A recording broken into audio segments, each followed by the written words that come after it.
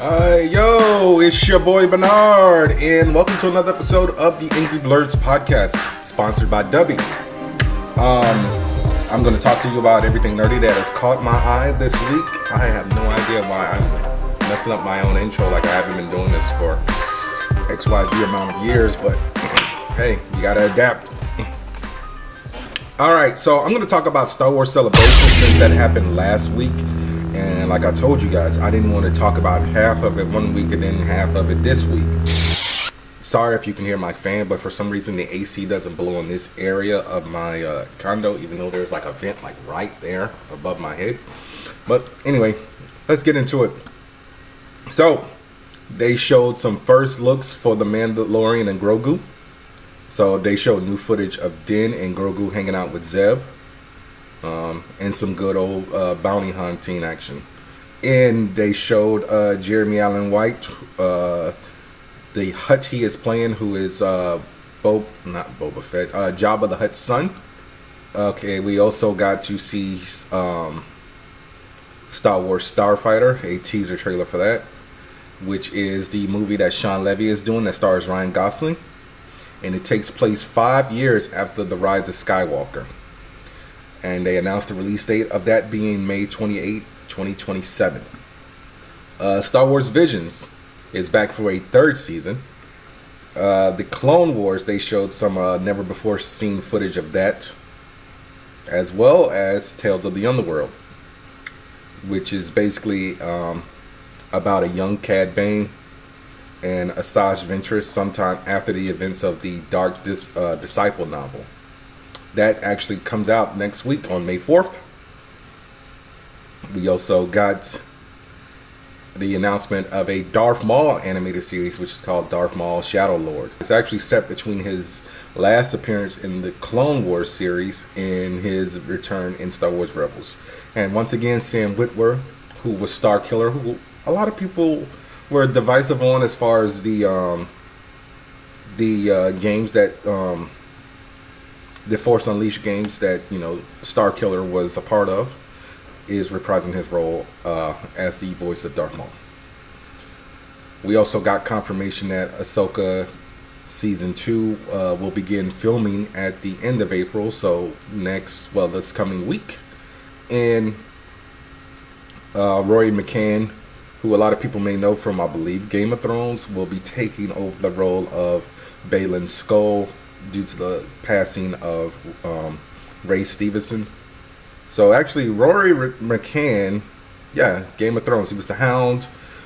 He was in Hot Fuzz, Jumanji: The Next Level, Gladiator 2. So he will be the new Baylan Skoll. We also got the announcement of a game coming from Bit Reactor, and this is Star Wars Zero Company. So players will take on the role of Hawks, who is the leader of an elite outfit made up of a motley crew. Your team will go on missions throughout the Clone Wars and make decisions expected to reverberate throughout the rest of the game. And this is supposed to be coming out sometime in 2026. There is a second DLC for Star Wars Outlaws, which is called A Pirate's Fortune, which will be coming out in May, which we will see the main character Kay cross paths with Hondo Onaka.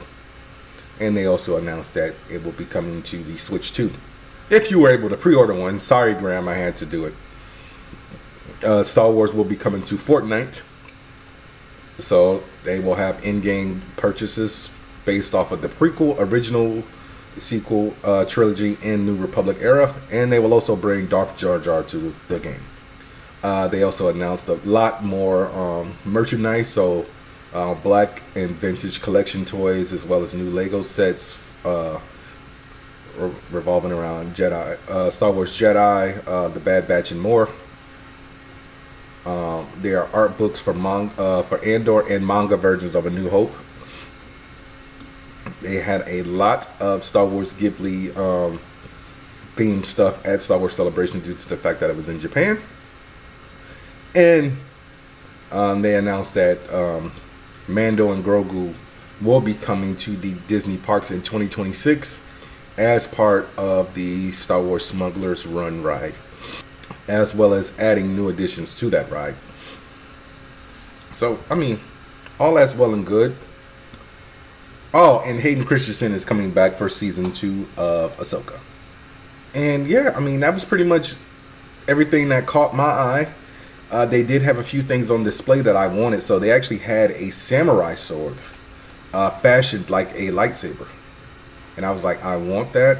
I need it in my life. But obviously, I don't think they're going to sell those. Also, I mean, this is Star Wars related, but this wasn't at Star Wars Celebration. So Bryce Dallas Howard was on the Happy, Sad, Confused podcast. And she confirmed that she was talking to Disney and Lucasfilm about a potential Mace Windu series. And so she said, Sam Jackson has been incredibly supportive of me and told me many times that he would like to act in something that I directed, which is like, which she was feeling like unworthy. But then she said she went straight to Dave Filoni and was like, let's talk about Mace Windu and where he is, and can we just talk about this, because there's never been any confirmation that Mace Windu is dead. So the last time we actually saw Mace Windu, you can actually go see the last time we saw Mace Windu in theaters, was in Star Wars Episode 3, Revenge of the Sith, during the confrontation of bringing in Palpatine and, you know, him getting his hand chopped off and Force lightning out Palpatine's living quarters. So, yeah. I would like to see some more Mace Windu. I mean, because there aren't that many black people in Star Wars, and he's the only confirmed Jedi that we got, because we are never going to see Finn again, because he was trying to tell Ren that he was Force sensitive at the end of The Rise of Skywalker. But what are you going to do? So, a game that I might get, I still have to beat the first one. Ghost of Yotei. We got the release date for it, and that will be October 2nd. So this game takes place in 1603 Japan, which is over 300 years after the events of Ghost of Tsushima. So you will be playing a character named Watsu, who is a warrior seeking revenge against the people who killed her family. And the only thing we really know based off of the trailer, we learn about her targets are the Yotei 6. It's the Oni, the Snake, the Dragon, the Kitsune, the Spider, and Lord Saito. She actually has the weapon that Lord Saito pinned her to a wall with, which is a katana. So she sets about tracking and cutting him down. Still an open world game. They really haven't talked about much as far as like what will be added to the game. But just like unlike Jin, she has dual katanas, as well as a gun, a nodachi, and a wolf that can attack enemies. So I gotta get back on Ghost of Tsushima, because I got the PS5 upgrade, and I started it a while ago, and I got distracted by another game. I can't remember what it was. I feel like it may have been WWE 2K25, because that was taking up a lot of my time. But then again, it also could have been Marvel Rivals. And then somewhere along the line, I was just like, I just tend to do that with PS5 games. I still haven't gone back to beat Saints Row, God of War Ragnarok, Dead Space, and I feel like that might have been it, because I did eventually go back and beat Ratchet and Clank Rift Apart.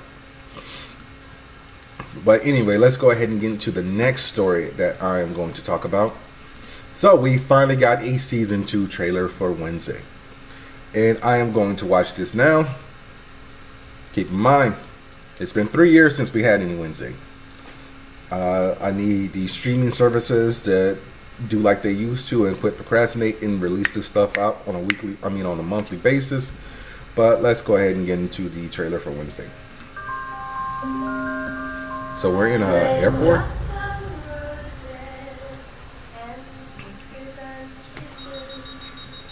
Alright. So she has some brass knuckles. Anything else on your person?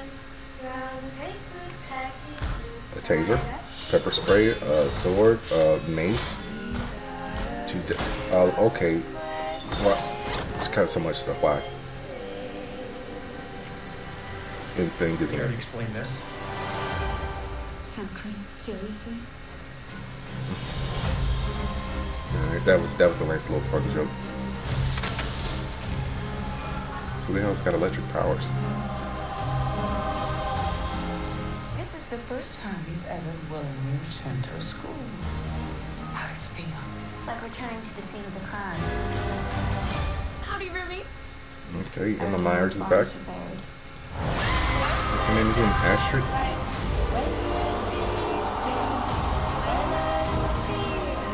Up with the pink smoke. Let's play dolls. I mean, it is a little creepy, but the curls are super soft. It's made from real human hair. Okay.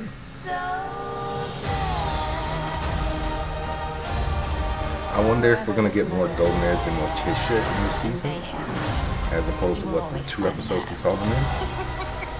Fred Armisen's back as Uncle Fester. Even secrets can have deadly consequences. I need to know watching the Bleeding from their eyes. And that weird ogre thing is obviously Steve Buscemi. It looks too much like him. I did my best work in the dark. Alright. Okay. This is why I've been on my fuck Netflix shit. So, why release the season in 2 parts? And a month apart at that. So part 1 drops August 6th. And part 2 drops September 3rd. The show is obviously done. So what the hell is up? I really need Netflix to justify why they split these seasons into parts. It made sense like during the strikes, during the pandemic.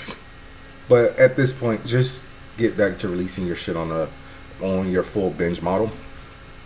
But anyway, Jenna Ortega also said season 2 wouldn't keep Wednesday tangled up in romance stories, which she was not a fan of, and lean more into horror.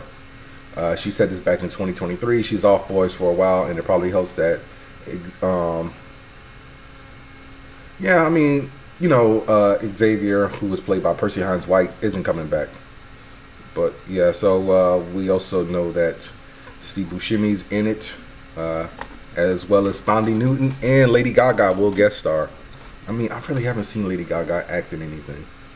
I know she did well in A Star Is Born, but Joker, Folly Ado, yeah, a lot of people didn't like that. Alright, so what is the next story that I have for you guys? While we're talking about trailers, we got the trailer for the I Know What You Did Last Summer reboot, revival, whatever the hell they called it in Scream 5. Yes, 5. Let's go ahead and check this one out as well. Baby, you okay? I don't know who that is, but that looks like Sydney Snooze, but I know she's not in this. That guided meditation you like.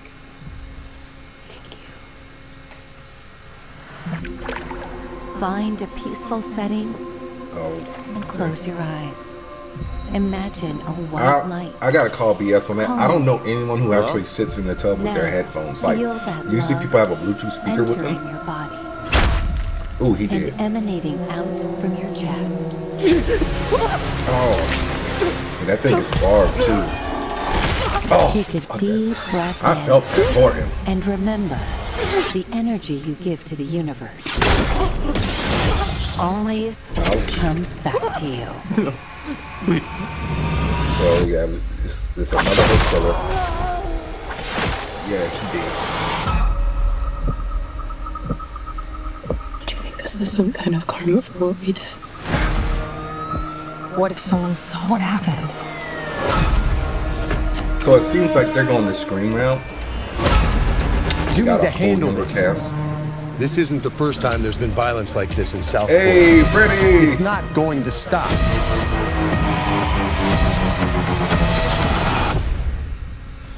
I need to start drinking. Someone is coming after us. I need your help. Jennifer Love Hewitt. I just have one question. What did you do last summer?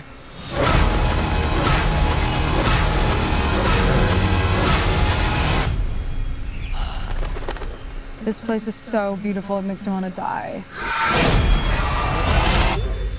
July 18th. Alright, so it basically seems like we're kind of rehashing the same thing that we did before, but we're adding in two OGs and Freddie Prinze Jr. and Jennifer Love Hewitt coming back as Ray Bronson and Julie James. So yeah, another group of friends found themselves being knocked off by a mysterious killer with a hook hand. So yeah, it looks like it's going to be a car accident as well as just like the first one. So I'll check it out. I honestly, confession, I never saw I Know What You Did Last Summer, and I've always seen bits of I Still Know What You Did Last Summer. I did not watch the show on time. I did not watch the direct-to-DVD sequel that took place in Colorado.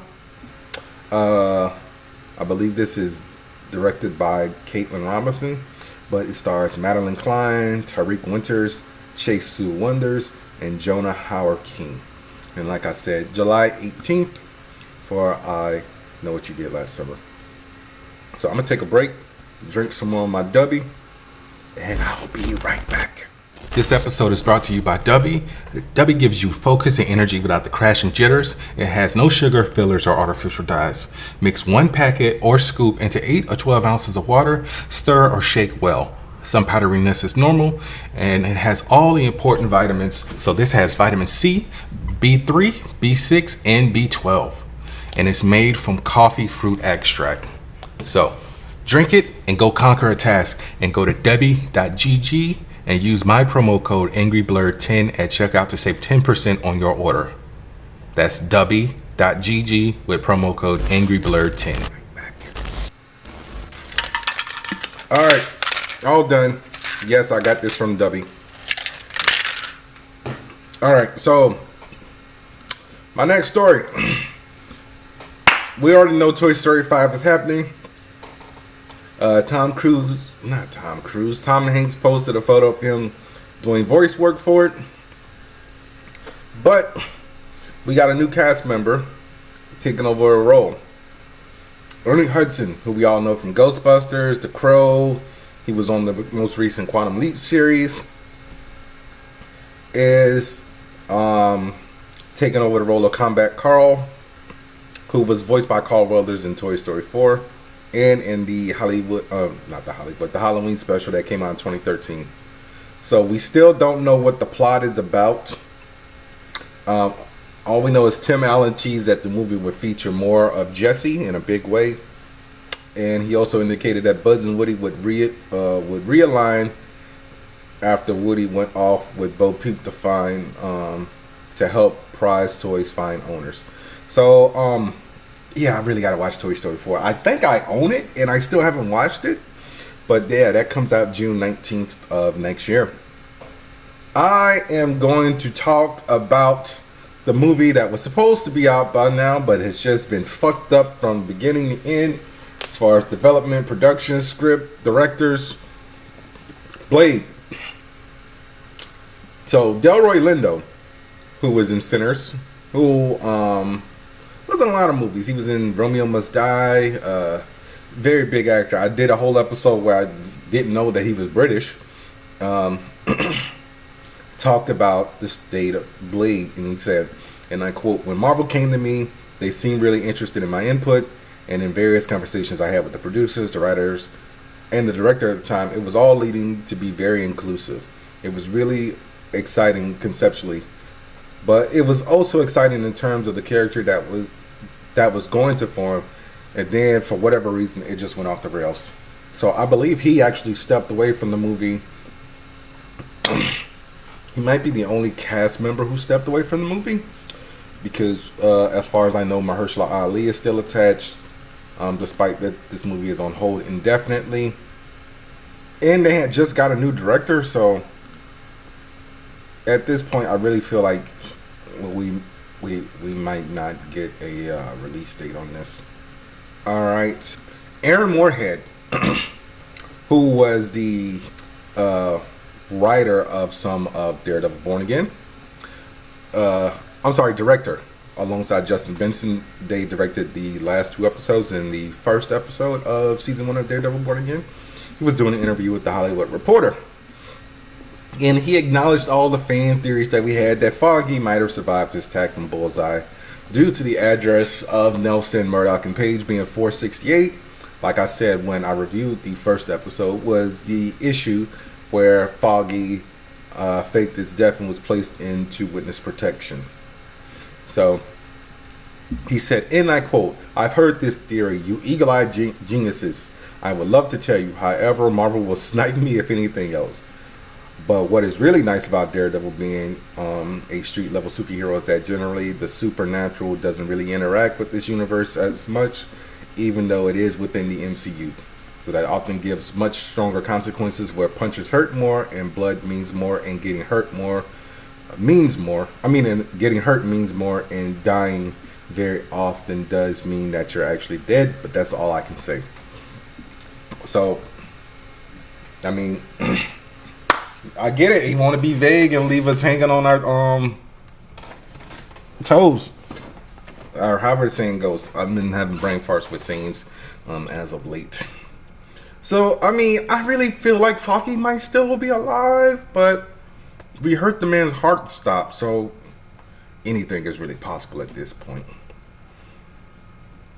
Next story. Tom Cruise. Mission Impossible, The Final Reckoning. We officially have the runtime. And this will be the longest Mission Impossible movie ever. This will have a runtime of 2 hours and 49 minutes. So that is a lot of running for Tom Cruise. Dead Reckoning was the second longest Mission Impossible movie with a runtime of 2 hours and 43 minutes. So I'm pretty sure this will not be the end of the Mission Impossible franchise, because that just seems to be all that Tom Cruise is doing. I heard that he is going to start leaning back more into dramatic roles, which he hasn't done since maybe Vanilla Sky. But I don't know. I mean, I don't really like that many Tom Cruise dramas. My favorite one is Rain Man. Never saw Jerry Maguire. I told Samir that on Friday and he lost his shit. But I don't know.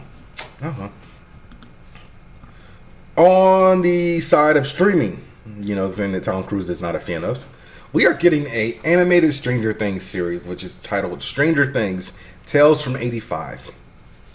We don't really know much about this series, but the Duffer Brothers has said, we've always dreamed of an animated Stranger Things in the vein of the Saturday morning cartoons that we grew up loving. So, what I want to know is this going to take 2 and 3 years to produce? Because I am on Movie Web, and there isn't really much to say. They said we couldn't be more blown away by what Eric Robles and his team have come up with. The scripts and artwork are incredible, and we can't wait to share with you. The adventures continue. So Eric Robles worked on Rise of the Teenage Mutant Ninja Turtles, Moon Girl and Devil Dinosaur, Glitch Text, and What If is his production company, Flying Bark Productions. So I really gotta see it to really gauge it, and I don't know how long this episode is gonna be because I'm pretty much done with all my stories. But I did a review of Sinners. I recorded it last night with my boy Arsenio, who's been on the podcast before. That's about 45 minutes long. So I'm trying to decide if I should either splice it with this and make this like a hour and a half long episode, or if not longer, or just give it to you guys as a second episode. I'm just gonna splice it. Fuck it. All right. Spoiler alert time. All right. Let's get into season 2, episode 2 of Doctor Who, titled Lux. Written by Russell T Davies. Directed by Amanda Broshy. Stars obviously Shuchi Gatwa as the Doctor, Verona Sethru as Belinda Chandra, Alan Cumming as Mr. Ringading.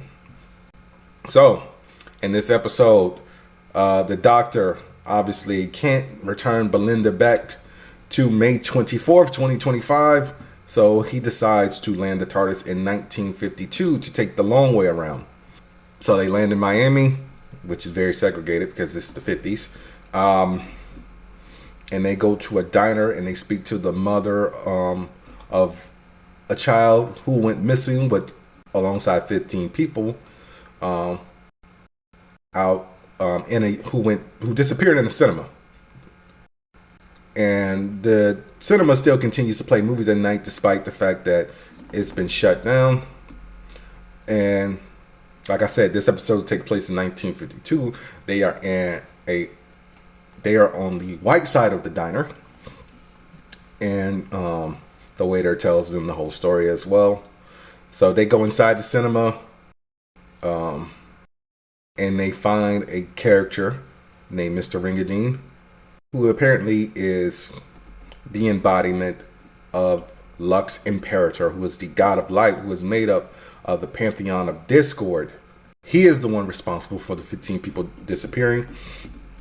The projectionist of the theater, Reginald Pye, who plays films for Lux, who uses his powers to recreate Mr. Pye's dead wife in order for him to play movies for him. Lux actually trapped the 15 people in a film reel, which he also does to the Doctor and Belinda, as well as turns them into cartoon characters. And they realize that the only way they can get out is if they talk about the things that make them sad, like Belinda's afraid of never getting home. The Doctor confesses to Belinda that he has no home and that Gallifrey is destroyed after he tells her about it briefly. And so they actually think they get away, but then Lux creates the mother of the child who went missing, as well as a racist cop. And the Doctor's like, we're still stuck because we're in Miami and this guy's wearing an NYPD badge. So then they eventually break the fourth wall and they escape through a TV of Whovians, people who are watching Doctor Who. And although they are excited to meet the Doctor, they also realize that, oh, we're not real. They tell him, hey, go beat Lux. We know we're going to cease to exist.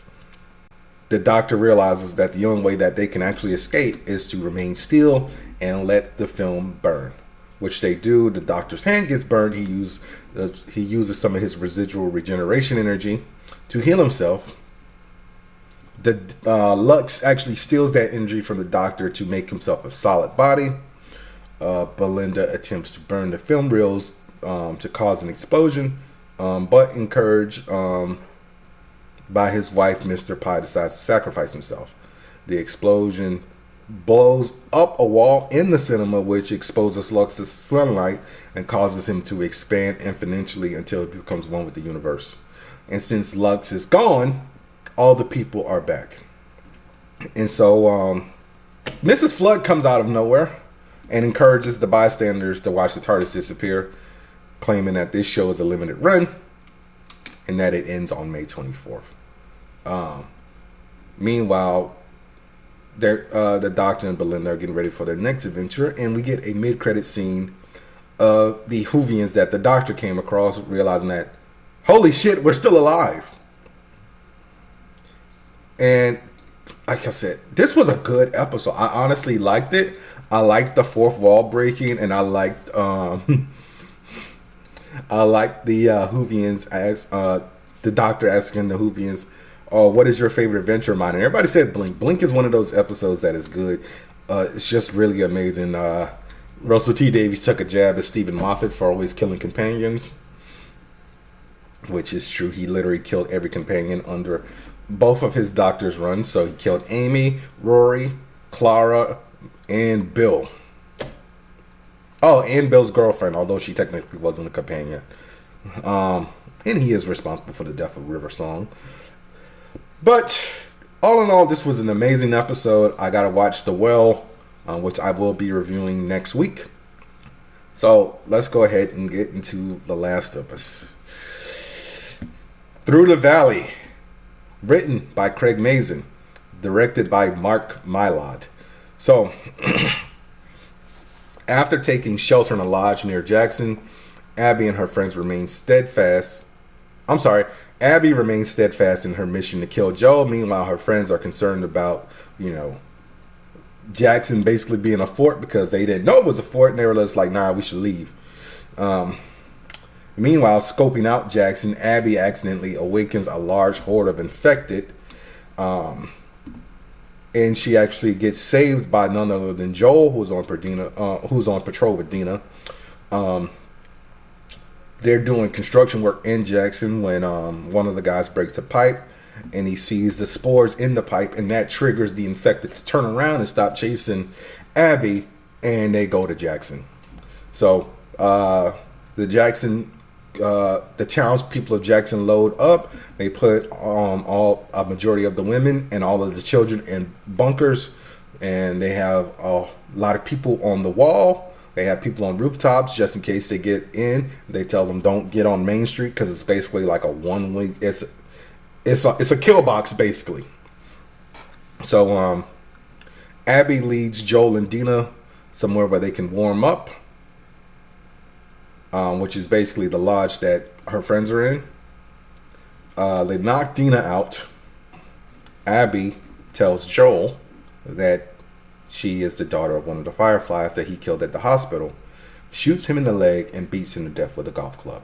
Meanwhile, Jesse and Ellie are on patrol. They get the notification from Jackson to bunker down since the snow is going haywire. Like the snowstorm is picking up, and they also found out that Dina and Joel haven't been responding. So they go out and search for them. Ellie comes across the horses. Ellie shows up to the lodge, gets restrained by Abby's friends, and she is forced to watch as Abby stabs Joel in the neck with the broken golf club that she beat him with. Ellie says she's going to kill everyone. And she gets kicked in the guts as they all leave. Tommy almost dies because he tries to go one-on-one with the bloater on Main Street, but he basically burned it to death with the flamethrower. And I really thought they were going to kill Tommy because I was like, whoo, shit, I was having anxiety watching this episode. So at the end of the episode, the town of Jackson held off the infected, and Dina, Ellie, and Jesse return home with Joel's body. So my thoughts on this episode are holy fucking shit. Game Corner. So they did tweak a few things. I also said in the previous episode that it seems like they're telling the story more in a linear format because in the game, you don't know why Abby kills Joel until about halfway through the game, because you're getting told a bunch of stuff in flashbacks and things like that. And the whole invasion on Jackson did not happen. And they switched partners in the game. So like for instance, Jesse is not scouting with anyone. Jesse is back in Jackson. So in the game is Ellie and Dina, who end up hunkering down in the snowstorm, and Tommy and Joel are on patrol. So Tommy is there when Joel dies, and Ellie still comes across it, but Abby beats Joel to death with the golf club. Like she bashes his head completely in, like a la Negan to Glenn in The Walking Dead. So she never stabs him in the neck. And what else? I thought I would flip the video, but whatever. I'm trying to think what else. Ellie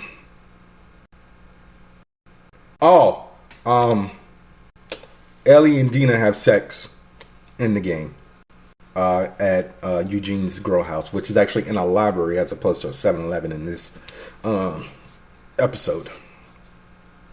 But yeah, I mean, I wonder how people are going to feel now that they know the full story. I haven't been looking at the Last of Us trend online. I usually don't go on Twitter on Sundays when it airs, but shout out to my old coworker Charles. He apparently lost his shit when this happened. I'm going to see if he still has the post up. He said, "The Last of Us just really broke my fucking heart." So yeah, I mean, it was bound to happen. I'm going to splice my review of Sinners in here with Arsenio. All right, we're getting ready to review Sinners. All right, this was written and directed by Ryan Coogler. Stars Michael B. Jordan, Haley Steinfeld, Miles Catton, Jack O'Connell, William Masoka, Jamie Lawson, Omar Miller, and Delroy Lindo. I honestly feel like I should have said who was playing who. You know what? I'm going to do that over. So Michael B. Jordan is playing twins Elijah and Elias Moore, a.k.a. Smoke and Stack. Haley Steinfeld. Mm-hmm. Yep. The Smokestack twins. Haley Steinfeld is playing Mary, Stack's ex-girlfriend. Miles Catton is playing Sammy Moore, Smoke and Stack's cousin. Jack O'Connell plays Remick, an Irish vampire. William Masoka is Annie, who was Smoke's wife. Jamie Lawson is Perlene, who is a singer. Omar Miller is Cornbread. Delroy Lindo is Delta Slim. All right, some more cast members. Lee Jun Lee is Grace, who is Bo's wife. And Bo is played by someone who decided to go full Madonna and just goes by one name. It's Yao. Oh, wow. Yeah. Did not know that. Yeah, Lola Kirk is Joan. Peter DeManis is Brett, who is Joan's husband. David Maldonado is Hogwood. Saul Williams is Jedediah Moore, Smoke and Stack's cousin and Sammy's father. Saul Williams is... Wait, I just said Saul Williams. I'm tripping. Helen, who is Bo and Grace's daughter, Lisa. Adrian Ward Hammond is Ruthie. Nathaniel Arcan is Kathan. Tanaj Jackson is Beatrice. And Nicole Banks is Jacob. So, we are going over everything, beginning, middle, end, mid-credit, post-credit scene, what have you. So the movie takes place in 1932 after World War I. Smoke and Stack returned to the Mississippi Delta after spending several years in Chicago using stolen money from gangsters. They decided to buy a sawmill from Hogwood, who is a racist landowner, to start a juke joint for their community. Sammy, who is an aspiring guitarist, joins them despite the opposition of his father, who is a preacher. And he warns them that the blues music is indeed supernatural. So they part ways to get everything they need to get done. So Smoke goes into town. He meets up with Bo and Grace to get some food, to get a sign made. And Stack and Sammy recruit Delta Slim. And before they all reconvene, Stack bumps into Mary at the train station, who for some reason one of my friends thought was a light-skinned woman. I'm like, nah, bro, that's Haley Steinfeld. He's like, Hawkeye? I'm like, yes, Hawkeye. And Smoke goes and visits the grave of his deceased child and his wife Annie, who, he gets it on with, gets a quickie before, everything goes down. Yeah, that was a quickie. Yeah. Meanwhile, Remnick is running from some Choctaw Indians, and he comes across Joan and Bert, and he asks to be let in. And in dumb white people fashion in horror movies, they let him in. The Choctaw tried to warn him, but then other buddy in the background is like, "Yo, sun's going down. Let's go." I missed the part where that's our problem now. So, Joan. Well, okay. What? To take a step back, typical white fashion, he did offer them gold in order to let him in the house. Yes, he did. Okay. You gonna let a random white person in your house for gold? How much gold? Oh God. Yeah, how much gold is we talking? So we talking 1932 and somebody carrying around gold. Yes. It's a different time. Yes. So but yes, you are correct. So yeah, Remnant kills Bert and then kills Joan. So the juke joint opens. Everybody's having a good old time. Delta Slim is playing the harmonica. Sammy busts out with the guitar. And basically channels spirits from the past in the future. And that performance catches Remnick's attention, who offers, Slim and I'm not Slim, Smoke and Stack some money, and they're like, nah, we good. And Mary shows up in typical white girl fashion, she seduced our good boy Stack, but she had the coldest line in the movie. So you can rob gangsters, but you can't. You know what? That was a cold line. Yeah. That was a cold So Stack convinces her to go out and see what's going on with Joan. He convinces him. And yes, she convinced Stack to let her go out and figure out what these white folks was talking about. Thank you. Yes. Yeah. So they got married. Yeah. And Cornbread, played by Omar Miller, who I love since what movie was it? I can't remember what movie he was in. I tried to watch 8 Mile. No, it wasn't 8 Mile that caught my eye. Transformers. He was Anthony Anderson's cousin. He was. Yes. Yeah. So Cornbread lets Mary back in. She goes to Stack. After Sammy, got an earlier lesson in the way of the tongue. The Congolingus, yes. And Sammy interrupts Mary and Stack getting it on. Goes and gets Smoke.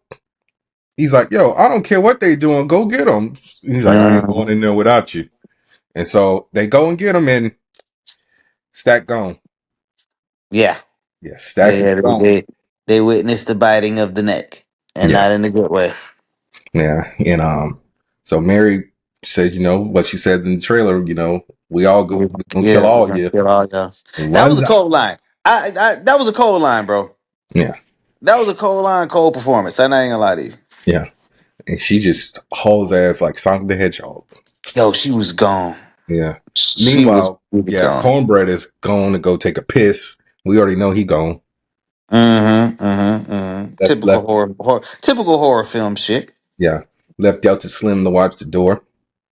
And they basically say, yo, party's over, everybody gotta go home. At that point, it's an all you can eat buffet for Bert, Joan, and Remick. Oh yeah. Yeah. So we only got Annie, Sammy, Smoke, Grace, Bo. Stack is still in the house. Yeah, Stack is still in the house. And who was it? What was her name again? Patrice? Beatrice. Pearline? Yeah, Pearline. Yeah. Pearline. Yeah. And some random guy who's on the ground.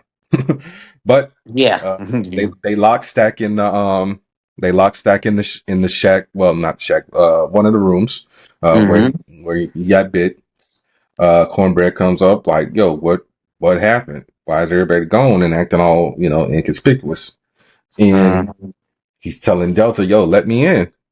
And Annie, being of hoodoo and voodoo arts, like, nah, you've been coming in and out, and why all of a sudden you need an invitation? He's like, yo, quit playing and just let me in. And he goes to swipe her, and Smoke shoots him in the face. Yeah, one quick shot. Yeah, we see that boy has been turned. And so they close the door, they lock the door, and all of a sudden, Stack is up. And they're like, yo, let me out, man. Let me out. And acting weird. Yeah. And he telling him, yo, that ain't your brother no more. Okay, don't do it. And he eventually breaks down the door and runs out. Yeah. And poor Bo says, we gotta go because we left Lisa at the store. And they got Bo. They got Bo. Yeah.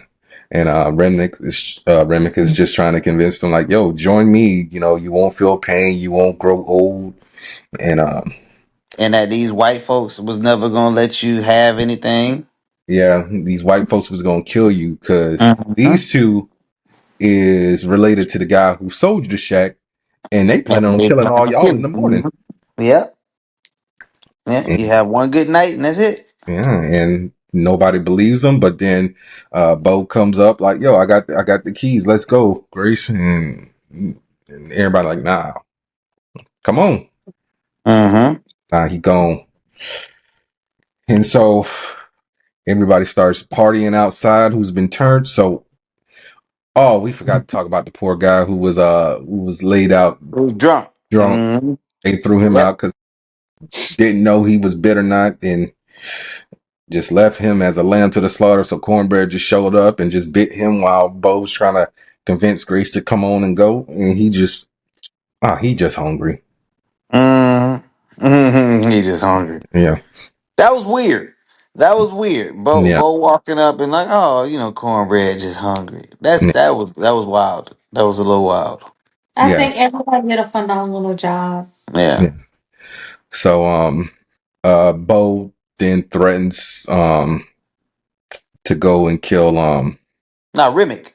I'm sorry, yeah, Remick threatens to go and kill Lisa and Grace, who at this point lost all of her Grace, just told everybody to come on in.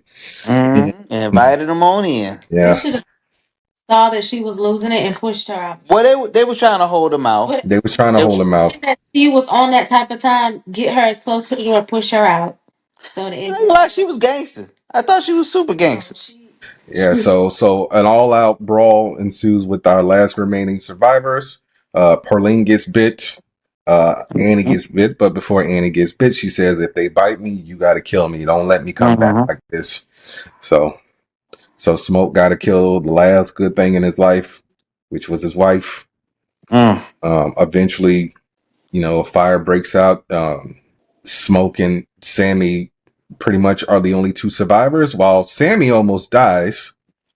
And they're able to hold off until the sun comes up. Yep. And Sammy goes to church where the movie actually starts, and he goes to his father, just unable to speak and process what has happened. And his father's telling him, "Yo, leave the music behind. This is where you need to be." And Smoke decides to stay at the juke joint and kill about I want to say maybe 20 people before he meets 20 to 30, yeah, somewhere in between there. Yeah, before he meets his untimely death, but he does see Annie and his child on the other side.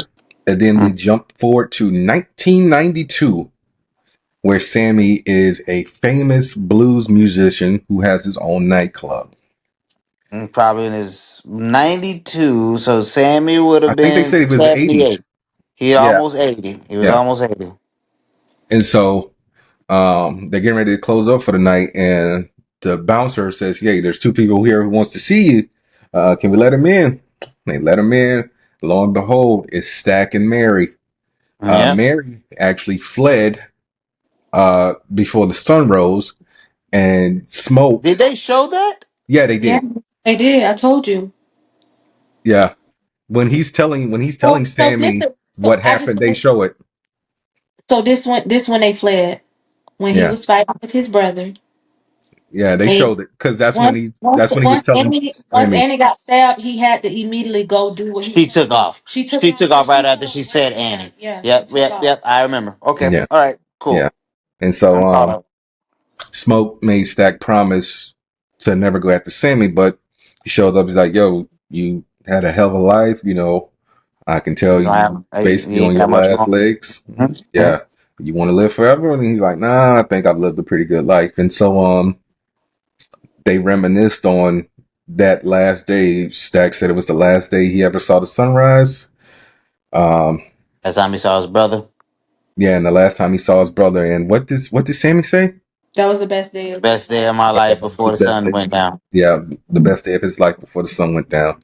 And Stack asked Sammy one thing. He's like, "Yo, I don't like that electric stuff. You gotta go old school with it." And he basically rebuilt the guitar, which we actually found out was not from a famous not from a Guitar bluegrass the singer. famous guitars. Yeah, it was Yeah, from their father. it's from their father. So he plays them a riff, and they let him leave.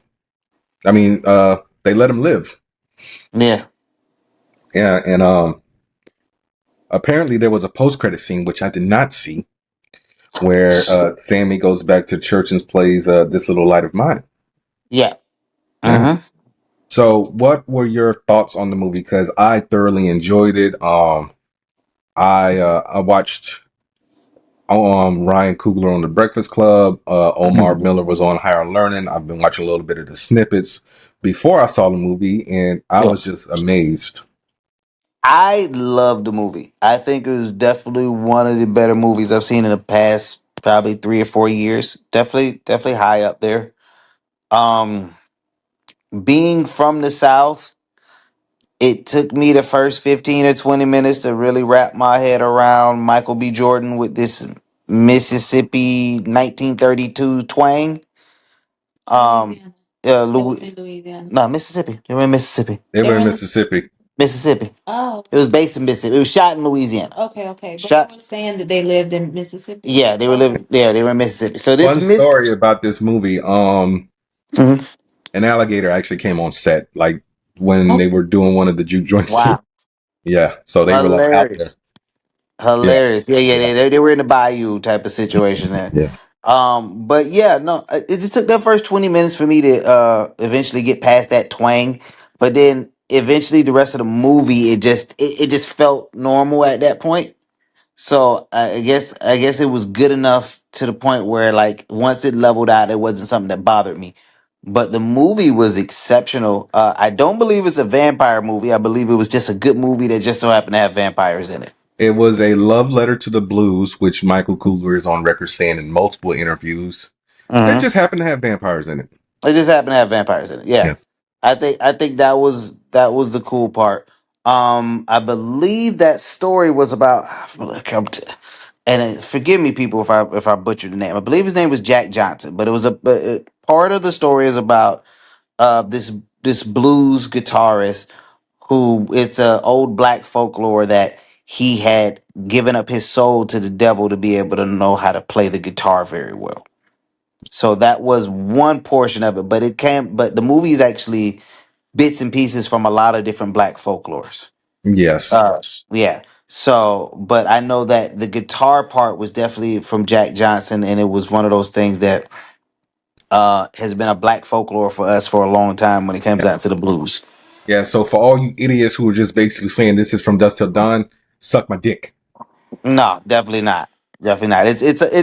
It's literally bits and pieces of so many different Yeah, black like folklores. Ryan Coogler is on record saying that, there's a little bit of inspiration from Dust Till Dawn, there's some inspiration from The Thing, and it all varies. But like the from Dust Till Dawn thing with there being brothers in religion, there being a religious figure, that's par for the course. Like that's not the first movie to do that. And to the idiot who was trending on TikTok for basically saying that, Quentin Tarantino wrote the movie. Robert Rodriguez directed it, so it's still directed by a white man. It's not a Hispanic movie. Quentin Tarantino and George Clooney are not Hispanic; they are white.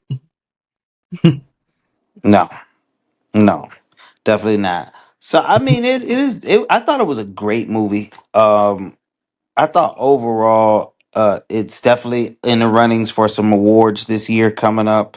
Yeah. Ludwig Göransson, of course, on the score, like always, is top notch everywhere.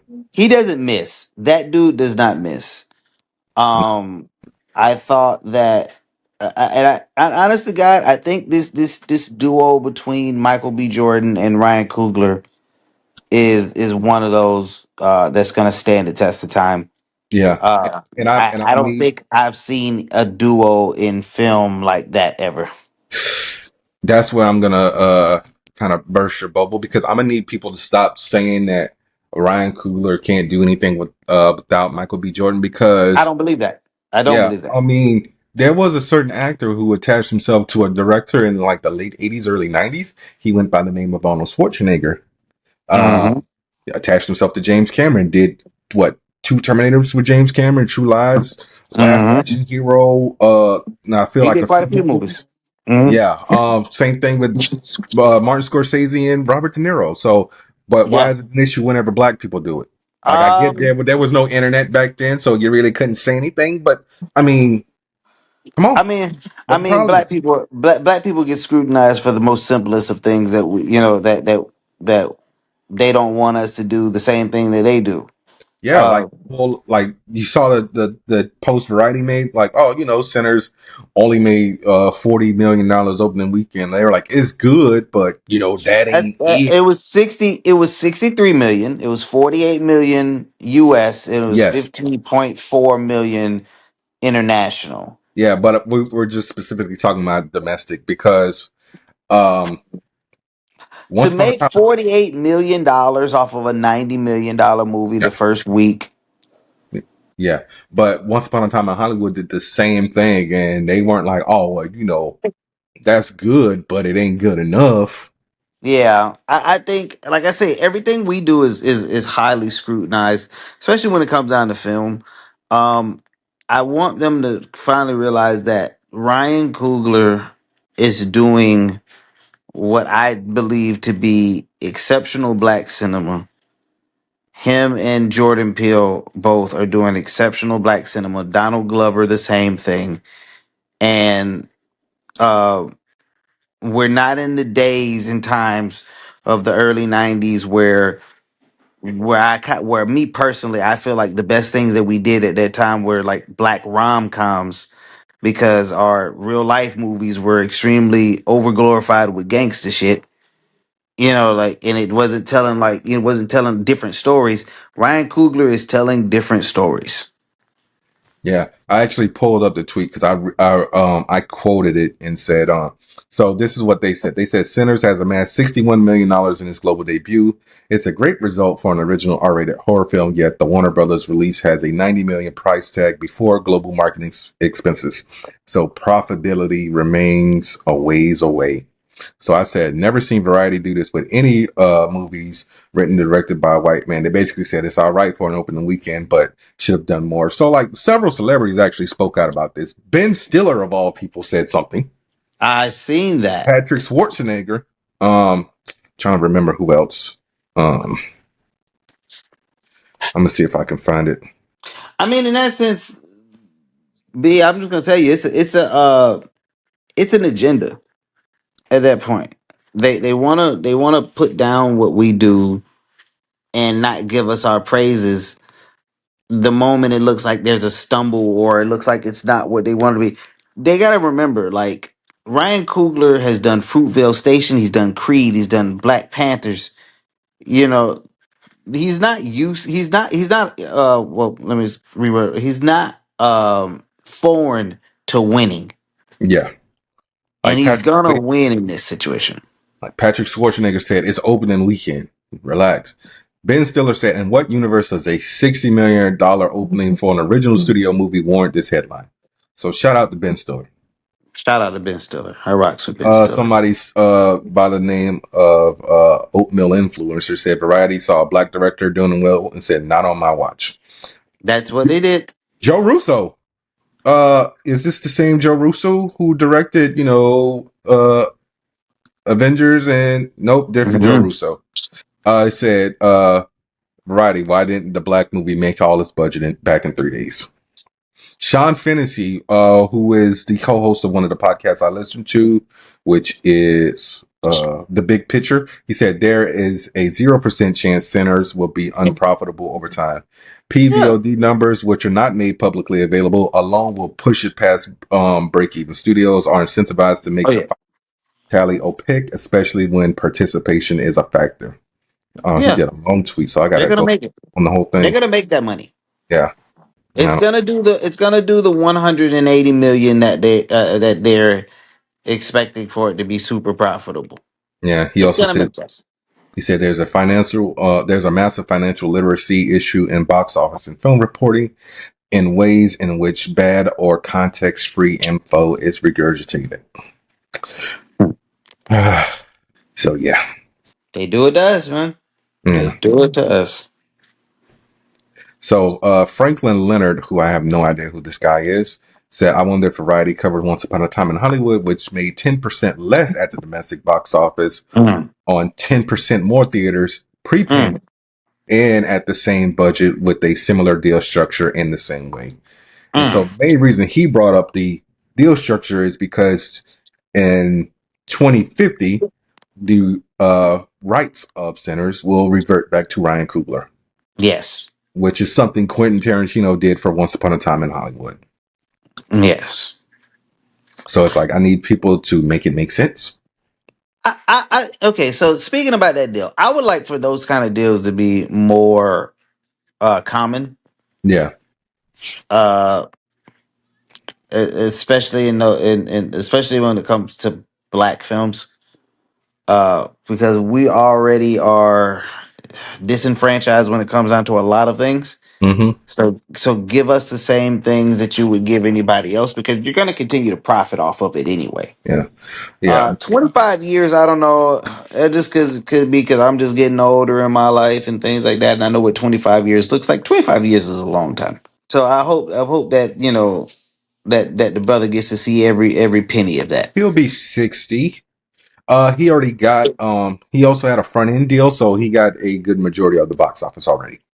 Yeah, so that's good. So so the brother's gonna see something. You know what I mean? If not, his family members. Bro, it's crazy. Ryan Coogler is younger than us. Ryan Coogler is younger than us? That is he's wild. 38. Wow, he's almost 2 years younger than me. That is wild. Yeah. That's awesome. That's great though. That gives me some faith in the world. I'm sorry, he'll be 39. So when? Next month, May 23rd. Yeah, so I'm a little over a year. I'm a little more than a year older than him. Yeah, I got him beat by 3 months. Wow. Well, that gives me some faith in the world. Yes. Ryan Coogler's giving me faith in the world and in faith in black cinema. So shout out to the brother Ryan Coogler. Shout out to Michael B. Jordan. I spoke about Sinners today on set, and I will say this: somebody pointed out something that I thought was very, very well thought out. You watch Michael B. Jordan play two different roles. Yes.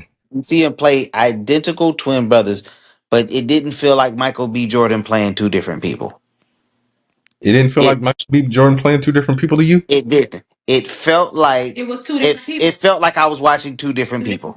Yeah. Oh, okay. Okay, now I get what you're saying. It felt like I was watching Two different people. Two different people act. Yes. Okay. It I thought could you were have been saying it the other way yeah. around, like they were too similar or something like that. No. It just didn't fit. Like you know how you watch Lindsay Lohan do it back in the day. And yeah, in the Parent Trap. It felt like Lindsay Lohan playing two people. I mean, I never saw the Parent Trap, so I can't say. Well, I did. I mean, you got to tell she had the little fake accent and everything, but like this felt like I was watching two identical twin brothers. I felt like the framing was perfect. They did an excellent job because the framing on that was exceptional. Eye lines were perfect. I felt like it was two people staring at each other and talking to each other. They hit it on the head. Especially that opening scene. I would love to see how they did that opening scene with them handing off the cigarettes to each other. Hey, man, you got to get the Blu-ray, physical media, man. Watch the behind-the-scenes featurettes. I would love to do that. I'm going to have to get the Blu-ray for that one. Yeah. Just solely for that.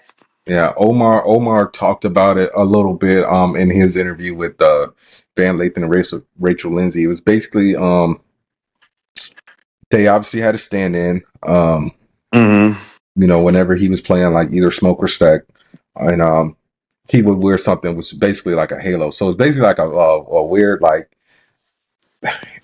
facial tracking type of deal. Yeah. Yes, for CGI. Yeah. Mm-hmm. Yeah. And so he would wear that whenever he was doing one scene. And obviously, when he would go change clothes, he would just do it for the other. And then they would just basically cut it together. So nice. I can't wait for the featurette to come out for that. I need to see that. Probably when it's getting closer to like a digital release or something like that, they'll probably like put like a minute of it like on social media or something like that, just to need it. Excited. I need it. On a scale of 1 to 10, I'm definitely going to give this movie a 10. This is definitely a rewatch. We got to go see this multiple times because black people, y'all let Anthony Mackie down by not watching Brave New World. Oh wow, yeah, I guess we did. Don't say we. I saw it twice. I hadn't seen it yet.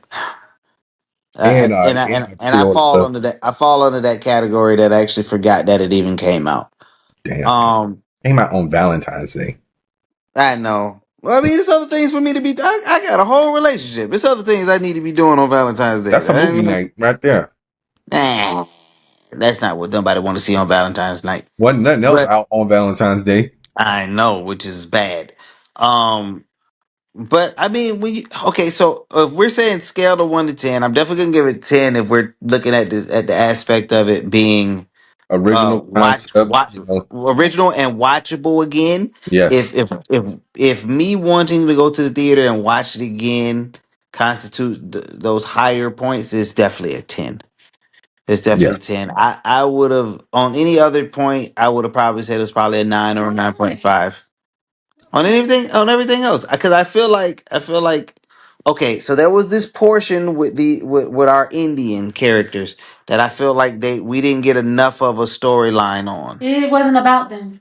But they were hunting down.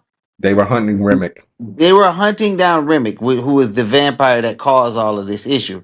I feel like story wise, we could have given them some justice by giving them something that would because they were in and out of the story, and they didn't even. I get that they took off before sunset, but they didn't even show up when any of the BS was going on. Nah, they said we going home. This They ain't our was problem. out of it. They was out of it, in and out. And so see, here's the thing: the fact that he was so scared of them. Right? He was scared of his daylight. No, he was scared of rent. He was running away from them. So the fact that he was running away from them, and I felt like I didn't get more of a story on why he's so scared of them. Be a part 2. I need that. I felt like that would have gave it a 9.5 for me. However, but because I want to watch the movie again, it's definitely a 10. Well, people have been throwing their theories around about, make this a full universe. So some people are saying, let's get the Remick backstory. Let's get the Choctaw backstory. That would have been nice. Yeah, let's see what happened with Smoking Stack in Chicago. Maybe we could even get a prequel series before they even went to Chicago. Or let's even see Stack and Mary, work their way up to the 90s through the decades. That would have been great. A lot of people want this to be like a full cinematic universe. This would be dope. I saw some pictures of that on TikTok where they were, talking about that. I would love to see that. Yeah. Yeah, I wouldn't mind. Yeah, I would love to see that. I wouldn't mind a backstory of the brothers growing up and seeing the relationship with their dad. That would have been dope. Yeah. I'd like to see that. However, I really want them to dive deep into these Indians because for our main antagonist to be so fearful of them, I need to know why. Yeah, I get it. I need to know why. Because I feel like that was something that I wouldn't be surprised if it wasn't already written into there and shot that way and it just didn't make the cutting room floor. Yeah, I think it was told and then they realized not necessary because it takes away from the focal point. It probably just didn't. Yeah, it probably didn't make cutting room floor. It probably either extended the movie too long, or it probably was took away from. Or I mean, it could have. I mean, I don't know about taken away from because why tell me in the beginning? I think because this movie is 2 hours and 18 minutes long. That's what I'm saying. I feel like maybe cutting room floor. They was like it's too long of a movie. But when it's too long, that dance sequence was hella long. So if they wanted to cut, it wasn't that long. That scene was maybe 2 minutes. No, it was long. It was about 2 minutes, baby. That was a long 2 minutes because it was one. It was one song, baby. No, but it kept going. It kept saying no. It was longer than 2 minutes. It was one song, baby. I'm talking about the juke. I'm talking about the juke. When they kept going into the different genres with the same music, as the music got louder. It was longer. Are you talking about the scene where we get to see the evolution of music from the past to the future? Yes. Yeah, that scene was only 2 minutes long. That was necessary though. It didn't have to be as long as it was. I didn't feel like that was long, no, baby. I didn't feel Me neither. like I didn't feel like that took me because they literally narrated it and they played it into what it was on what they were going for. I felt like if it didn't feel drawn out to me. It just was long. I appreciate everything in the movie. I like the whole movie. Yeah. The scene was long. It was a long scene. Nah, we had to have it working. I was thinking about how long. What happened? I said, nah, we had to have the twerking. No, I did they have twerking it? They did have a little bit of twerking. Yeah. They had a little twerking. They had twerking. They added. I mean, I liked how they played it in. I really did. I mean, Me they too. really went through a whole evolution of music. Yeah. I We thought that made was all of it. really cool. And we made it all. We are the reason for the music now. Yes. You're welcome. And I think it's been coming out recently that Beethoven was black. I've been seeing that for years. Mm-hmm. Yeah. Yeah. Give us our flowers. Yeah. But they won't. Nah, they won't. Yeah. But So, I mean, overall 10 for me. It was a 10 from Baby. It just was a really, really well written, well thought out movie. Played their roles really well. Everybody, listen, Everyone. I'm mad they did my boy Cornbread like that.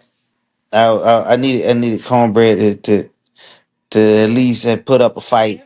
Took their no matter how hey how man, you get it was. caught with your Really willy was. out, you on your own. I mean, why he had to go so far out though? He ain't want nobody to see him. That boy went to way into the wood lines. That Yeah. was a little wild. But I mean, overall, the movie's a 10 for me. It was well done, excellent black cinema. Uh, I'm definitely buying a physical medium, which is wild because I don't buy physical of anything, but except for like vinyls. But that I'm definitely doing. Hey, you see that shelf? I see it. Why did it not unblur? Stupid Riverside. Hold on a sec. I see it. I know Oh, what's better. I okay. know it's better. Yeah. Okay.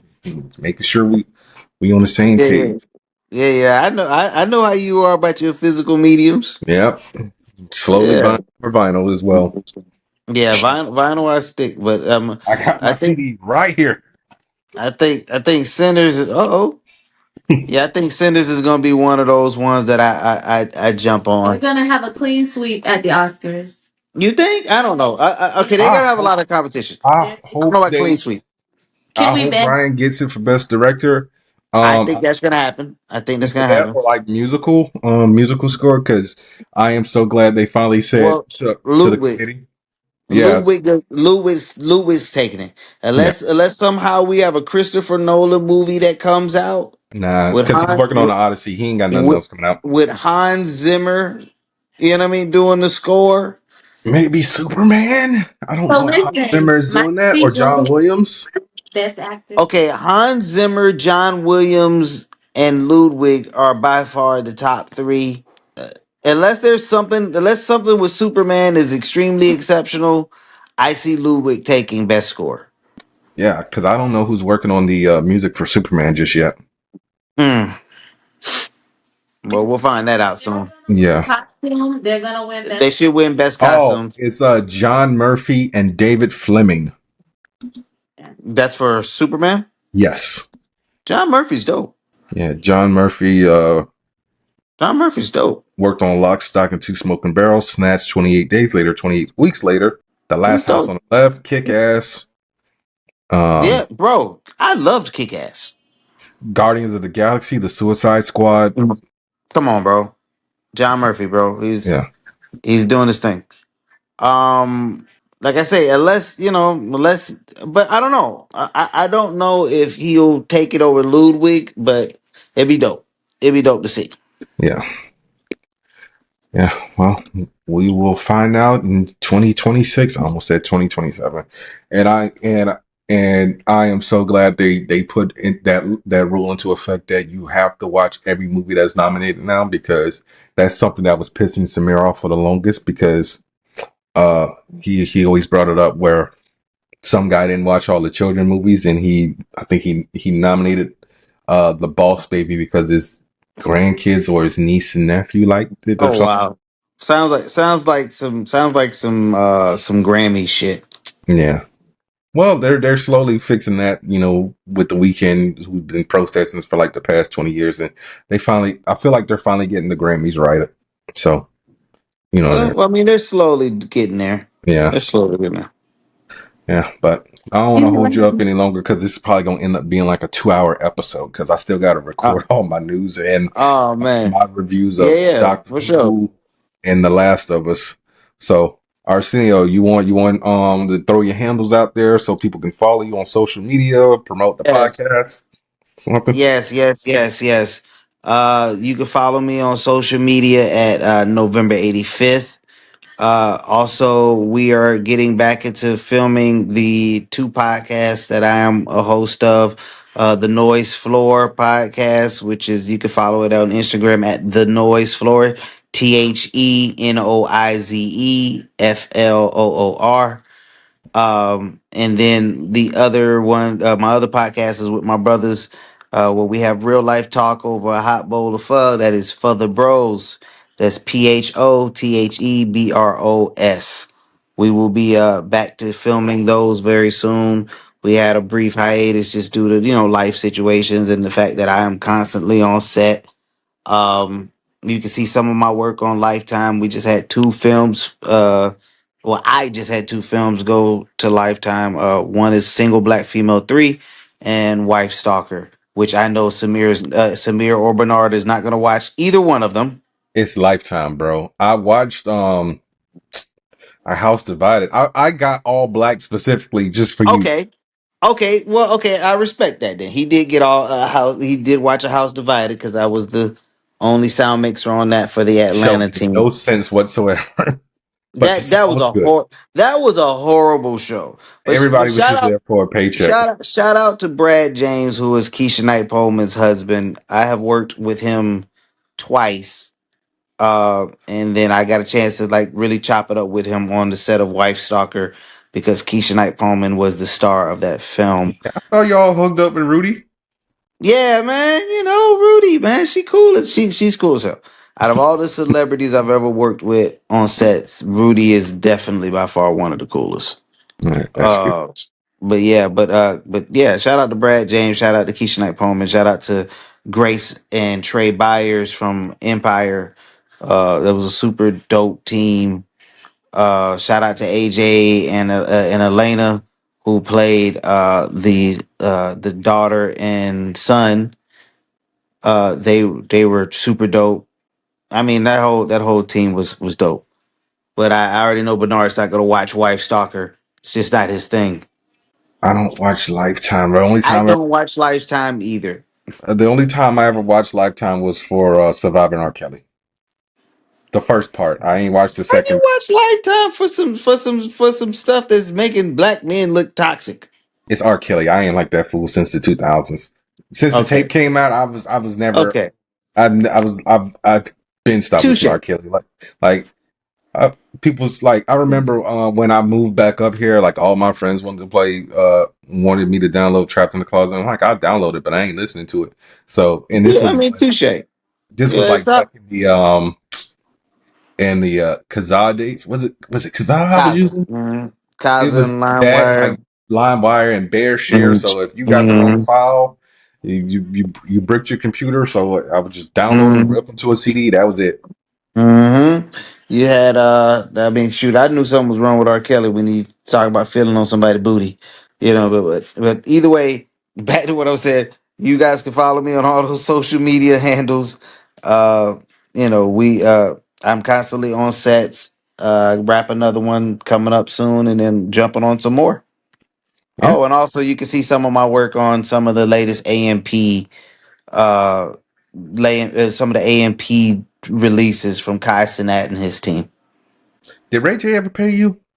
Ray J has not paid me. Can you please talk about that? Cause I'm gonna clip this and I'm gonna tag him in it Yes, please, everywhere. So please. please So talk about so that. so Ray J owes me close to $3,000 for two different projects. One of which he completely skipped town on everybody, and he owes me $500. I'm sorry, $2,500 for.